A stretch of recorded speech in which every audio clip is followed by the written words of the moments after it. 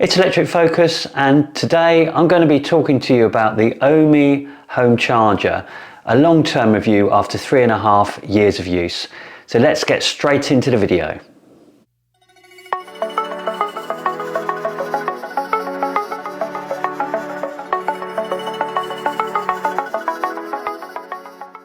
I bought the OHME charger about 3.5 years ago, and since then it's been superseded by a newer OHME Home Pro charger, but essentially it's the same charger. It's just got a nicer kind of look to it with a better screen on the charger itself. However, I only use the app. I very rarely use a screen, and in fact actually one of the things that's happened over time is that screen's got quite faded, so it's quite difficult to see anyway. But with the new OHME Home Pro, it's a much better looking screen, so you can see that's a lot better, so that's an improvement. And then you've got the OHME ePod, which is basically the untethered version of it. So the OHME Home Pro is the tethered version, then you've got the OHME ePod, which is the untethered. So if you like it a bit neater without cable, and you don't mind the inconvenience of having to get a separate cable out and plugging it in, then that might work for you. But the OHME Home Pro is the one with the tethered cable on it. What's it been like then over the last 3.5 years I've had it? Well, the first thing to say, reliability wise, that I've really had very little problems. I've certainly not had to get in touch with OHME about any issues. I had on a few occasions, I'd say probably 3 to 4 occasions over the last 3.5 years, I've had a message that says that it's gone offline, and on all those occasions all I've done is I've switched it off at the mains and switched it back on again, and it's just come back on. So that seems to be the fix, as it is with a lot of things, let's face it. So that's the only problem I've had technically wise. Recently it did actually trip completely, which is the first time that's happened, but I just switched it back on again, it was fine. And in terms of the app, using the app, I have to say that's been absolutely faultless. Let's talk about some of the features I really love on the app. We'll just have a quick look at it. So when you go into the app, you've got the main screen, which is the dashboard, which shows you where your next charge is, or it will show you your previous charge, so you can look at all the detail around that. It's really useful.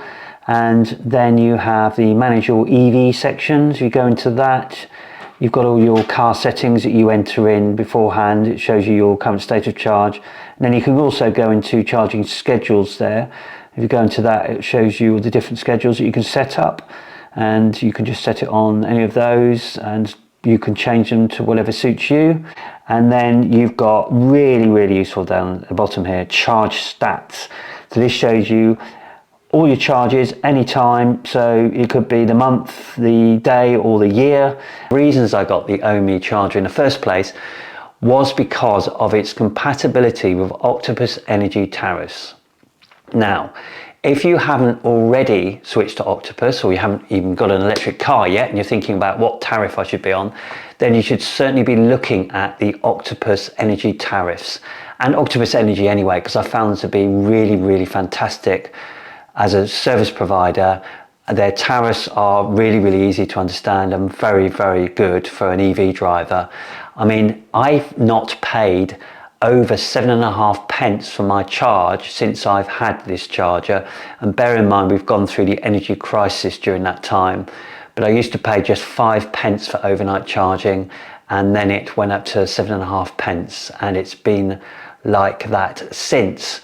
And it works seamlessly with the OHME charger, and that's one of the key things I love about the OHME charger. It still is the only charger that's fully compatible with Octopus energy tariffs, and I'm talking about Octopus Intelligence specifically, because that's their latest tariff, which is great again for EV drivers. You actually get 6 hours of off-peak as standard instead of 4 hours, which you get on the other main tariff I've used, which is Octopus Go, from 11:30 till 5:30 in the morning.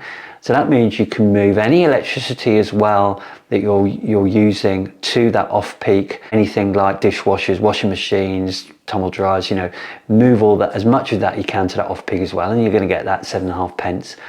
And also, the way Octopus Intelligent works is it can charge at different other parts of the day. So if you've got quite a long charge to do, Octopus Energy could make the charge happen early in the day because there's more renewable energy available then.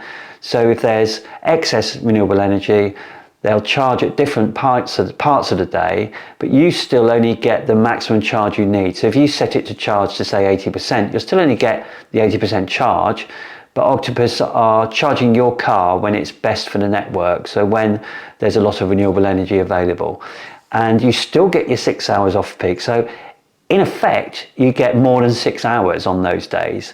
So it's a very, very clever tariff, and it's very beneficial to you because you're getting cheaper electricity at other times of the day, not just the off-peak time. So at the moment, the OHME charger is the only charger compatible with Octopus Intelligent, although I do know that the MyEnergy Zappi charger is currently in beta testing, and that'll be great if that becomes available too. So it's another fantastic charger.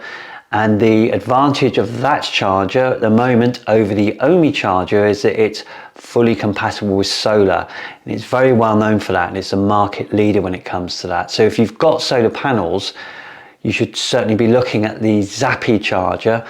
I have looked at the OHME website, and it does say that solar compatibility is coming. But I have asked about solar quite a while ago, and they said it was coming then. So it's up to you whether you think it's worth waiting for that. The OHME charger is also the only charger that works with the OVO Charge Anytime tariff. So if you're an OVO Energy customer, it's going to work with that too. The second thing for me, which was really, really important, the reason I got, again, the OHME charger, is that because I've got an old cottage here with really thick walls, I was concerned about the Wi-Fi connection from the wall box to where my router is. And I know that I get problems in that area for Wi-Fi reception anyway. So I was concerned that if I had a Wi-Fi only charger, that I wouldn't get very good reception. So the OHME charger is the only charger that I'm aware of that has 4G connectivity. So that was really important to me. And again, that's worked really seamlessly. Good 4G reception around here. So would I recommend the OHME charger? Well, funnily enough, you've probably guessed that I would, because I still think it's a fantastic charger. Even though there's been some others that have come out since, I still think personally it's the one to get unless you've got solar. And really, if you've got solar or you're looking at getting solar in the near future, then you should certainly look at the MyEnergy Zappi, as I think that is the market leader at the moment with regards to that.